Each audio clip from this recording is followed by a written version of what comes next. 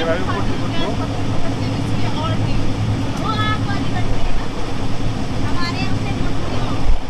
এক minute.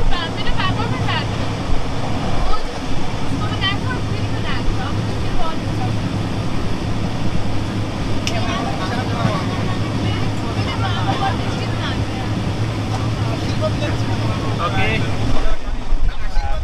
Actually আপার বাসগুলো দাদা বয়সের উপর নির্ভর করে দেয়। অনেকে ইয়াং যারা আছে তাদেরকে কিন্তু উপরে দেয় না, আর যারা বৃদ্ধ তাদের নিচে দেয়, উপরে ওঠার সমস্যা এটা হয়, কিন্তু টিকে টিকে দেয় না, এটা শুনেছে। দেখো অ্যাকচুয়ালি আমার একটা গুড লাক যে আমি এরকম উপরে সিট পাইছি, আর এরকম কিন্তু সিঁড়িতে বেয়ে উপরে উঠতে হয় উঠিতে।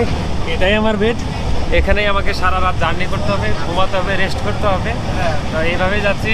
এ দাদার আছে কলকাতা থেকে, দাদা হাই করে দাও। এই পাশে মেরা দাদা,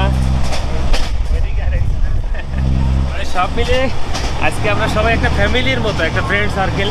তো এইভাবেই আমরা জার্নি করি লং ডিস্টেন্স, কারণ সেই 1500 কিলোমিটার ভাবুন তাহলে, সেই কলকাতা থেকে একদম দিল্লি। ওকে, এখন রাত হয়ে গেছে, আমরা এখন ঘুমাবো। দেন এরপরে আমরা 12টার পর কানপুর সেন্ট্রাল জংশনে আপনাদের সাথে কথা বলবো। ওকে, লেটস।